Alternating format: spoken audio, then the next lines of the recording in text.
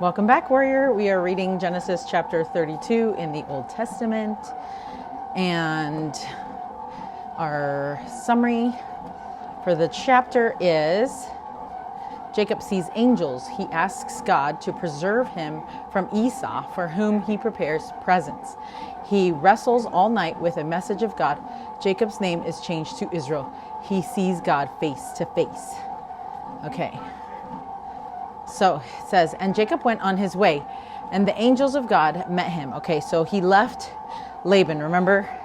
And now he's taken this whole big group of people, his family and everything. And when Jacob saw them, so Jacob went on his way, and then angels of God met him. Okay, so then when Jacob saw them, he said, this is God's host.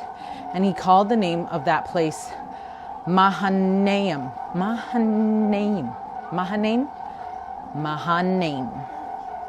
Anyways, let's pretend like we're not going to remember these names, right? They're not for the test. Okay, and Jacob sent messengers before him to Esau, his brother, unto the land of Seir, the country of Edom. And he commanded them, saying, thus shall ye speak unto my lord Esau. Thy servant Jacob saith thus, I have sojourned with Laban, and stayed there until now. And I have oxen and asses, flocks and menservants, men servants and women servants, and I have sent to tell my Lord, that I may find grace in thy sight. So he's trying to send a message to Esau like, hey, listen, I have all these things, you can have them pretty much. Right? Because he feels so bad about what he did, and he doesn't want to die, I guess. So, but he's going to his dad's area, and so that's why he's like, I need to go and apologize, but I need to be ready, right? Or maybe he's not even apologizing, but maybe he's just saying, look, I have all these things. So, when Jacob began his journey 20 years earlier, he had a remarkable vision in Bethel. Now on his return, he again meets with angels of God and calls them God's hosts. As Jacob approaches where Esau resided, he sent messengers to Esau. It had been 20 years. Had Esau forgiven him? Or did Esau still want to kill Jacob? Jacob was doing as the Lord commanded him. He was returning to his home, but there were some real concerns, and Jacob didn't know how it was going to work out. He was acting in faith. So Jacob's message to Esau began with a humble beginning, as he called himself Esau's servant. He then explained where he had been and that he had found great success during the last 20 years. The messengers then returned with the report that Esau was coming, and he had 400 men with him. Did this mean Jacob's greatest fears were coming true? Was Esau coming with his own army to attack Jacob and his family and servants? Okay, so we're going to see what happens here. Okay, so verse 6, and the messengers returned to Jacob, saying, we came to thy brother Esau, and also he cometh to meet thee, and 400 men with him. And then Jacob was greatly afraid, and distressed.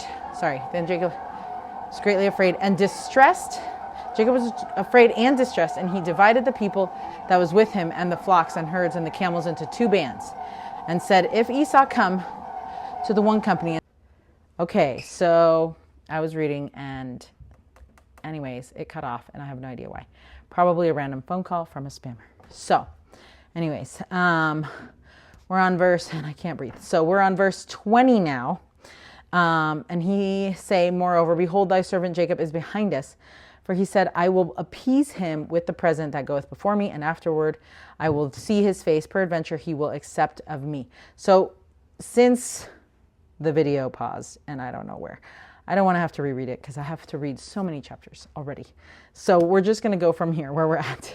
So just try to read the other ones. But anyway, so Jacob is trying to set up like stations, I guess, of people, or of tons of his cattle and goats and donkeys and camels and just like all the things that Jacob has gotten throughout the years. And he's going to put those as like barriers.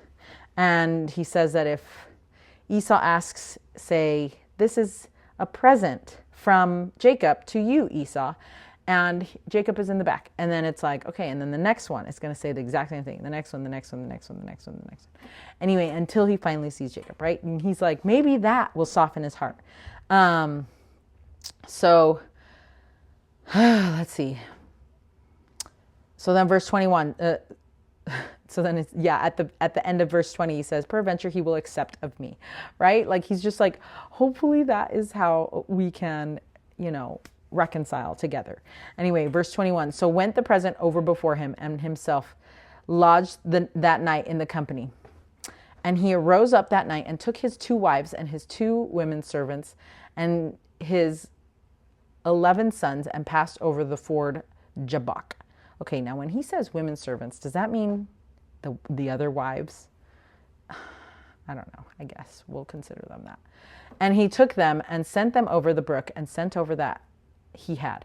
And Jacob was left alone, and there wrestled a man with him until the breaking of the day. And when he saw that he prevailed not against him, he touched the hollow of his thigh, and the hollow of Jacob's thigh was out of joint, and he wrestled with him. And he said, let me go, for the day breaketh. And he said, I will not let thee go, except thou bless me. And he said unto him, what is thy name? And he said, Jacob. And he said, thy name shall be called no more Jacob, but Israel, for as a prince hast thou power with God and with men, and hast prevailed. And Jacob asked him and said, tell me, I pray thee, thy name. And he said, wherefore is it that thou dost ask for my name? And he blessed him there. And Jacob called the name of the place Peniel, for I have seen God face to face, and my life is preserved. And as he passed over Peniel, the sun rose upon him, and he halted upon his thigh. Therefore the children of Israel eat not of the sinew which shrank, which is upon the hollow of the thigh unto this day, because he touched the hollow of Jacob's thigh in the sinew that shrank. Okay, so we just ended Genesis chapter 32. So something that is interesting, my husband brought up, he said that over here where it talks about how Jacob is wrestling with a man, he said that could just be his own wrestling with his natural man, and it's usually that we wrestle before the Lord and not necessarily with the Lord, because the Lord's probably just waiting for us to let him prevail in our lives. And we wrestle with ourselves, with our natural selves, to try and get to that place where we will be submissive to the Lord's will, where we will let him into our lives, where we will just put down our guard so that the Lord can see us, right? Like, without all of this, it's like, it's just me, and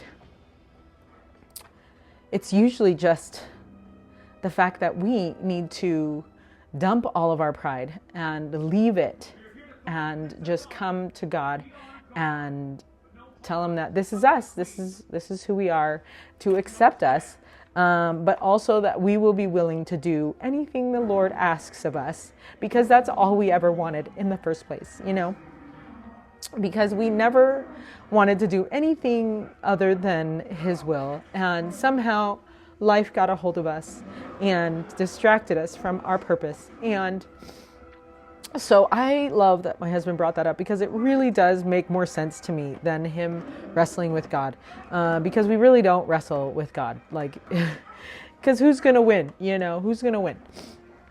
And so it's just us wrestling with ourselves before God, so that we can finally get to a place where we can be humble and realize that we need his help, that we will always need his help, that we've always wanted his help, that we've always wanted his acceptance, that we've always wanted his blessings, that we just want to be with him forever. Like, that is what we want, So I do love that. And then I was going to read a couple quotes from the Let God Prevail section, right? And we have, I apologize, we have a little bit of Elsa going on in the background, a little bit of Frozen 1. And Yeah, and I think the song Let It Go is also, I think sometimes people think it's like a bad song, like Let It Go. But I think it's a good song. Like let go of what you want and let God prevail. Like that to me is that Let It Go song.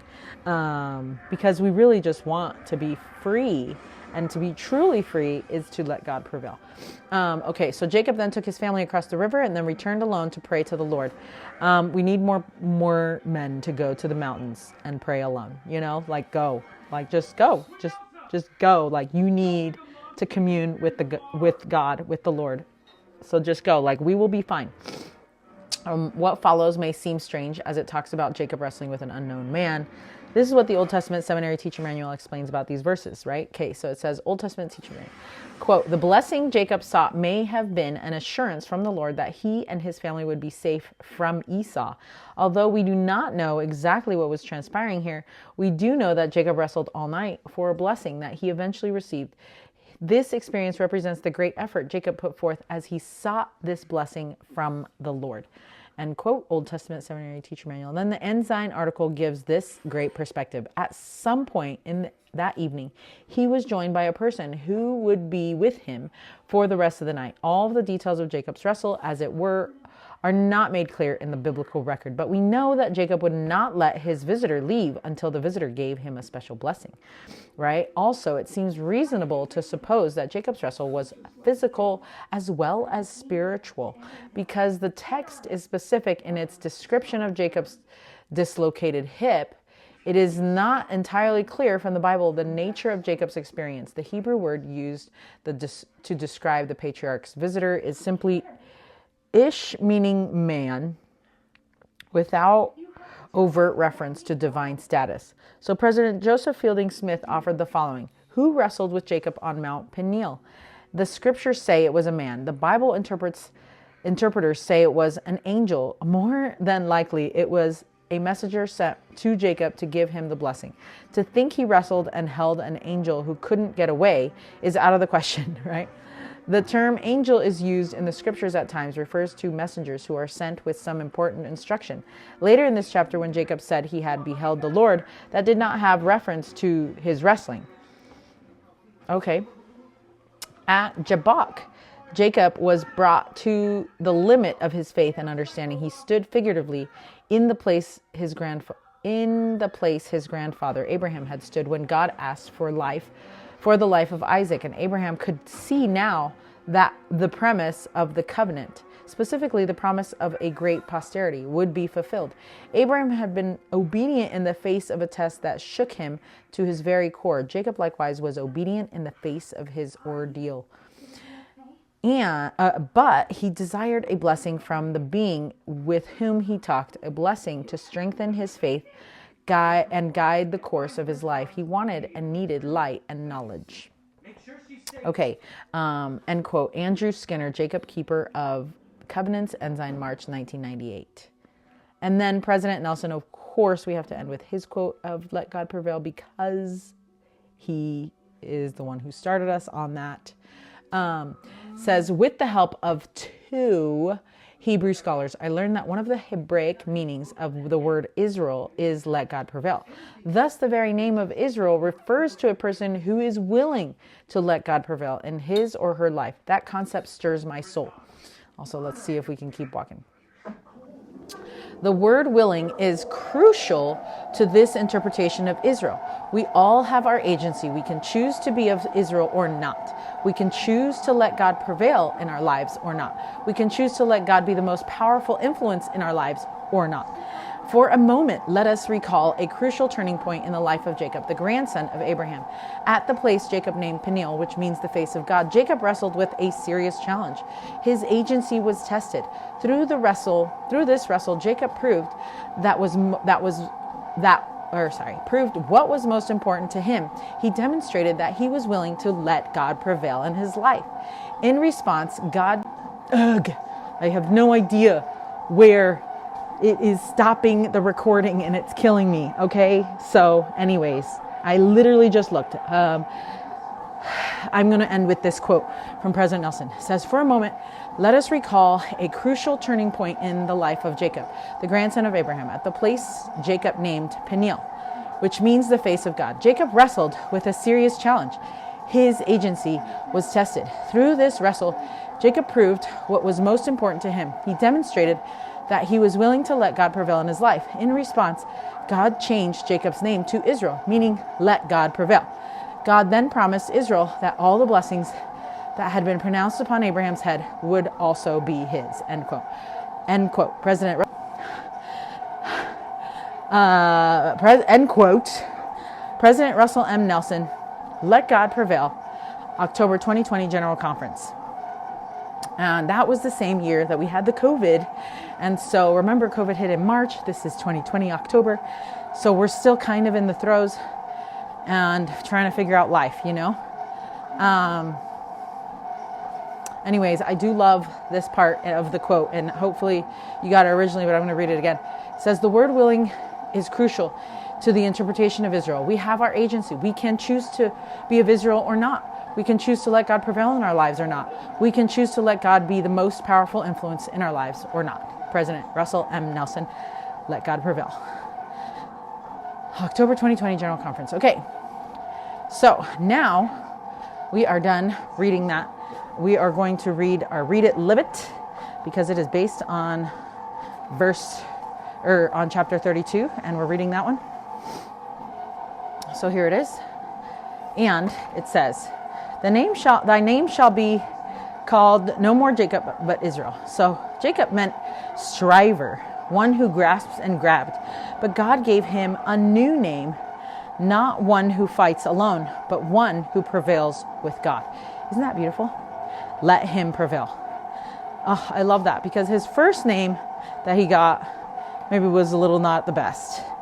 But then the Lord giving him his name is the best, right? So anyways, okay. Until Genesis chapter 33, stay strong, warrior. Also, guess what? The Linden Temple Open House is tomorrow, March 12th, Thursday, and I was so excited. Everybody should go. They are not accepting appointments or anything like that, and they're going to have the Linden, Utah Temple Open House going until April 11th. That excludes Sundays and excludes General Conference weekend. But other than that, just come on over and visit the Linden Temple Open House. It's going to be amazing. I'm going to try to take our little girl so many times before it is dedicated, because she won't be able to go again until she turns 12, her birthday, 11 before she turns 12, because her birthday is just too close to the beginning of the year, and then she doesn't have hardly any time to go while she's 11, even though everybody's like, you can go when you're 11. And it's great if your birthday's later on. But anyway, okay, that is it. So hopefully you're able to go. Also, we are doing I'm going to launch a Letters from the Battlefield, which is a mini trauma kit snail mail subscription club. And I have posted a lot more information on our socials, at Linda Winegar or at Linda S. Winegar. I can't remember what all the things, but anyway, if you want more information, look there, or in our shorts. I also put it in there because I just was feeling like sisters just feel alone and in their battles, and this is just a way to get a fortifying hug in the mail with a bunch of goodies like stickers, decals, bookmarks, charts, art, that you can post up and remind you of things of your worth and of strength. And then also some stickies that we're going to be able to put by our mirror that will help strengthen us in our daily walks. So anyway, if you're interested in that, go ahead and look those up in our stories. So hope to see you there.